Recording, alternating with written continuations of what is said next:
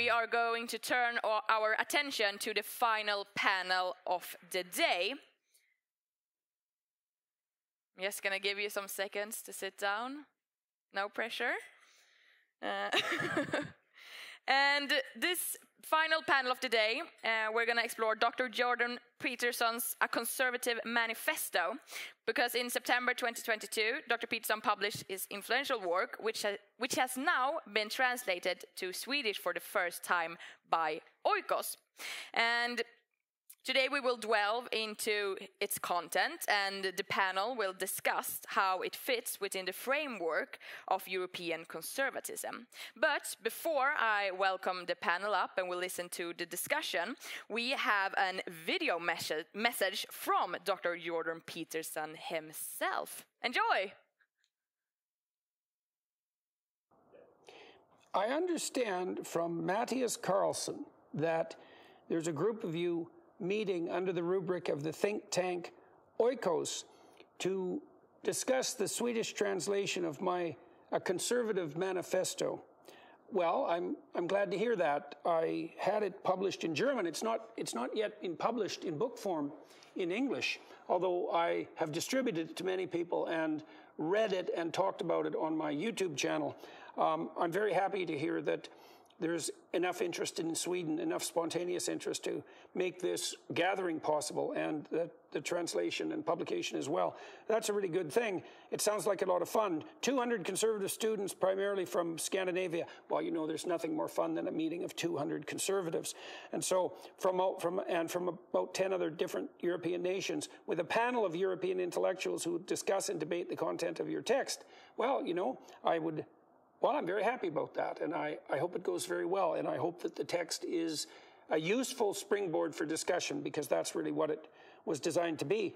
I never really envisioned myself as someone who would lay out a conservative manifesto. I really hadn't conceptualized myself for much of my life, particularly as a conservative, because I am a rather radical, although in some ways traditional thinker.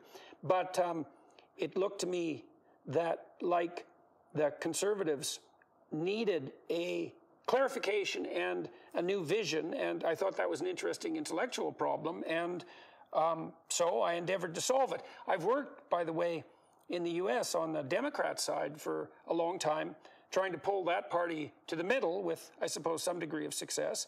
But, you know, it would be better for all of us if both ends of the political distribution were formulating their arguments in a visionary, intelligent, credible, peaceful, generous, and productive way. And so this was my contribution, I suppose, to the conservative side of that. I hope you find the text useful. It's very dense, and that's actually purposeful. I wanted to make it short, but very compact. There's a lot of seeds in that writing. I crafted every sentence extraordinarily carefully, at least insofar as I was able. And that does make it a difficult read. And one of the criticisms the text has attracted is that it's not particularly accessible. But I didn't really write it to be particularly accessible. I wrote it, I suppose, to motivate exactly the sort of gathering that you're having, where it could be discussed with due seriousness and people could separate the wheat from the chaff and carry what they find useful from it forward. And also, I also hope that it would help provide like as I mentioned, motivating clarification and motivating vision. And so I'll be very interested to hear how the conference unfolds, and am very interested in the online portion of it, and I'm very honored, I would say, to have my work be part of this. And so I hope it goes very well. And thank you all for your time and your attention and the energy that you've put into this. Good luck. Bye-bye.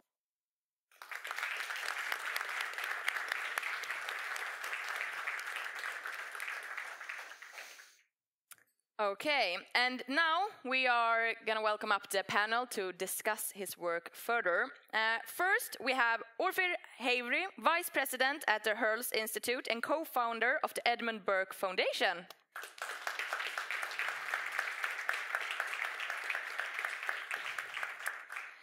We have Jorge González Galraza. No? No, we don't. Okay. We have Thomas Gyr, businessman, writer, author, and columnist, among a lot of other things.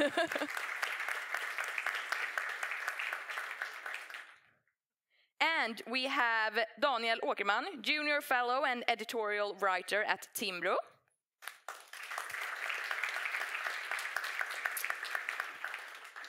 And to moderate this panel, we have Asle Toje, writer and deputy leader of the Norwegian Nobel Committee.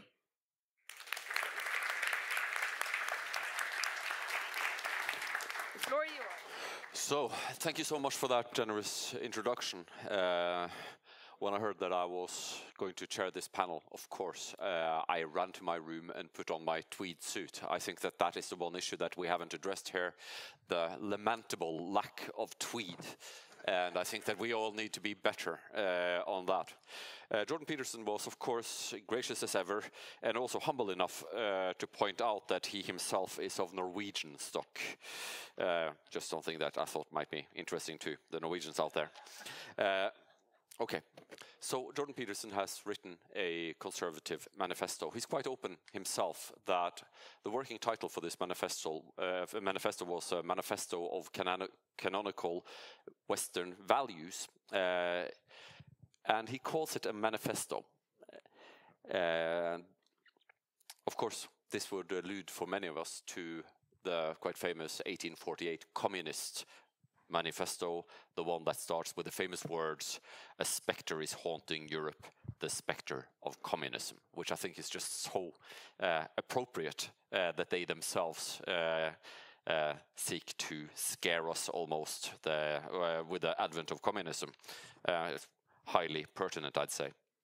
So what is this manifesto? Well, it starts off as a polite man's version of Trump's American Carnage speech. He says, "A profound crisis of meaning currently afflicts, destabilizes and demoralizes the sovereign citizens of the West and the social institutions upon which we depend." He goes on to outline what he sees to be 12 virtues that conservatives should embrace and together should be seen as an antidote to the current zeitgeist. And these 12 values are humility, liberty, autonomy, truth, agency, identity, merit, responsibility, tradition, community, stewardship, justice, and unity. And with me here on stage, I am honored to have some notable thinkers. And I thought I'd start with you, Ofir. Would you please give your remarks about Peterson's Conservative Manifesto? Yeah, okay, sure. Thank you very much to everyone. I would start by saying that it's an interesting document, and I generally think that it's a good one, and I find that many of the concepts that it defines are correct. However, I have some misgivings about it. Basically, I have two main points that I think that I disagree, or I think that it should be looked at it a bit differently, let's say. One is more structural. Basically, this manifesto is something like I'm thinking of like a shopping list, or a kind of maybe instructions how to build a IKEA chair. So you have like a list of principles, which let's say in general I agree with. There's one or two that I will explain in a moment why I disagree. But in general, good and principles. But the point is that I don't think that that such a way of addressing conservatism, or the threat that conservatism wishes to face, is the correct attitude. And the second point is that I, as I said, I find some of the items problematic. I will explain in a moment. So, as for the list, I want to quote something in a minute. That's why I'm looking at my page. I think that this list doesn't really help us to identify the source of the problem and to chart a clear road ahead. I think that the important thing is to have some central idea, some concept of where we are going. First of all, because some people might agree with some item in the list, some not. Some might said we might add not. But anyway, a shopping list is, what the purpose of a shopping list? It's not important if I know if on your shopping list is avocado or tomatoes. The point is that you want a shopping list in order to have dinner. So this is the purpose. So my view is that this manifesto lacks like a unifying concept. I think it identifies the problem or part of the problem, but as a unifying concept, I think that a better way of putting it would be something like, of course you can disagree with me, but the concept that I think is important to put out there is that individuals are the result of tradition and norms before they are the creators. Because basically this is my opinion, the vital difference between conservatives and those who are not. Those who are conservatives basically say, I was chosen, not out of my own choice, but you can say God or destiny or something else. But the way I am, I didn't choose to be what I am. My parents decided to marry and I was born, and then I grew up in I speak a language. I didn't invent it. And as we know, languages also define the way you think and so on and so forth. So I grew up in a religion. So I'm not saying that you have no choice, but to think that the individual is somehow a kind of autonomous, self-defining blank slate is, I think, the main Oh, thank you very much. You see, he also has manners that he was taught by, hopefully, his family. Anyway, this concept is, I think, a better way in defining the difference between the conservative view, the general view, and then saying, it's composed of A, B, C, D, and maybe we disagree about D, and making clear that the opposite view basically sees the individual as self-creating and creating everything around us. So this is the principal point that I think is lacking from the manifesto. As for the items on the list, to me, and it's connected with my general observation, the most problematic is autonomy. Because autonomy, when applied to institutions, creates problems. We can deal with them, but when applied to individuals, I think it's simply wrong. I think that the idea of the autonomous individual is great for John Locke, for Immanuel Kant, and all these guys, but I think it's not a conservative principle at all. I believe that the actual principle is the opposite of this. And the actual principle, the conservative principle, was beautifully described by John Donne, the great poet, as no man is an island, entire of itself. Every man is a piece of the continent, a part of the main. So if you ever read Kant, I pity you, but if you ever do, then you see that it tries to create an island of certainty. And this island is the self that can construct from itself everything. This is the Kantian project, and I believe this is beneath the attempt of Hobbes and Locke and many other thinkers, Rawls and so on, that they use various strategies to get to the same point. They want an individual that is the island, and then we create society and values and everything from that. And my view, John Donne's view, and I think the conservative view is that that's not true. I am never, ever only an individual. And I am always also the son of my society and my people and my parents. And now I'm also the parent of children. And I never can say, I want to do this. And I don't care. I want to go now on a Caribbean island for a year. I'm an individual. I can do it, but I cannot do it. What about my mother who's 8 years old? What about my kid who's 9 years old? I cannot really do it. And I'm not saying, oh, my God, it's so bad. I cannot be really an autonomous individual. That's not true. Are you saying this is part of what I am. So my view, the principle of autonomy is, perhaps I'm pushing it a bit more extreme from what Jordan intended, but I'm saying I don't see it as at all as a conservative principle. Now, I think that the list also lacks. I guess other can add more, but I think that he lacks a few other vital points that are, to my mind, vital for conservatives. It lacks concepts like duty. I think it lacks concepts like hierarchy. I think it lacks concepts like transcendence. I think that conservative that has no transcendence is a problematic view. Basically, I think that, as I see it, I think that Jordan Peterson identifies, if you read clearly the beginning, he identifies as the main threat as nihilism. He basically thinks that modern society is confronted by nihilism, and the way to fight it is to find some kind of order that is not nihilistic. And the shopping list doesn't give that, because after all, you have to have some kind of motive, some kind of driving force behind those things. And by the way, I don't also believe that the main challenge confronting modern men is nihilistic in the way that simply a nihilistic ideology. I think that most people we are fighting do not see themselves as nihilistic at all.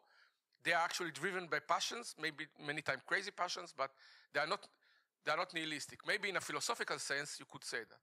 So basically, I think that the manifesto does some important work, but as it is now, it would drive us towards a kind of, let's call it, Humean conservatism. Humean conservatism is basically skeptical, moderate, passive, saying things always can get better. And things always can get wrong, can get worse, and it doesn't have a driving moral force saying things should be this way. So I think that David Hume, if he lived 2,000 years ago, and we are Roman, and we go to a gladiatorial game, would say, fun, yeah, why not? Let them kill each other. We've been doing it for hundreds of years. What's the problem? Let's continue this great tradition. Slavery, fine.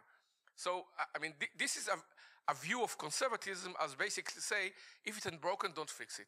I think that as a tactic, even as a political strategy, sometimes it's a true way of looking at this, but as a principle, you have to have values that are positive, and you say some things are wrong and some things are right, and sometimes you don't have to, you have to be immoderate when you fight the good fight. Like Edmund Burke, which is, to my mind, a real conservative, argued that it's not a bad thing to be extremist when you're fighting for something of value. So that's it. Ofir.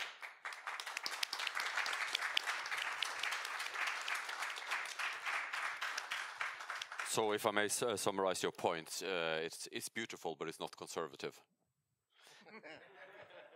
Thomas Gier, you are more positive about the content, the 12 virtues highlighted by Professor Peterson.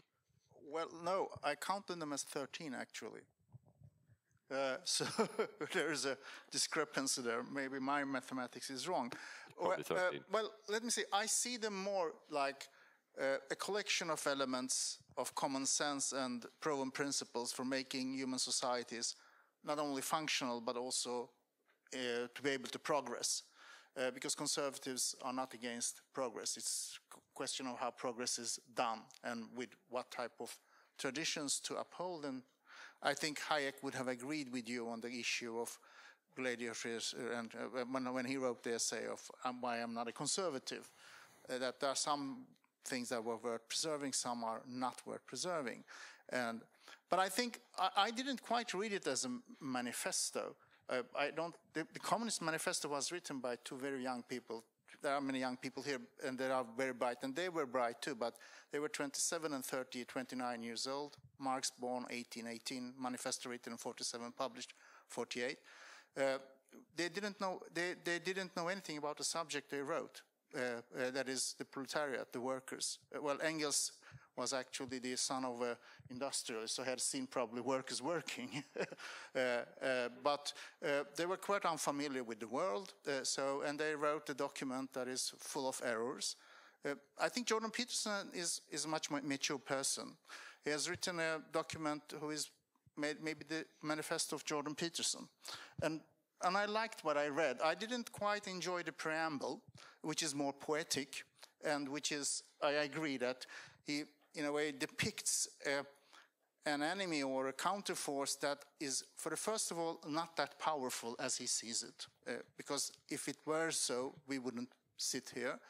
Second, it's more like the beginning of Shakespeare's Tempest in a way. It's more poetry than actually political empirical observations. There are those elements that he points out in the preamble that exist, but they are not that large. They are not that dinosaurian. They are not that big, and actually not that threatful as he sees. Because if you see the threat as that dangerous, it might lead you wrong in some positions. But in any case, what I thought about them is that I think, listening to the previous speaker, I agree that there are actually elements that are lacking, and I would say that Jordan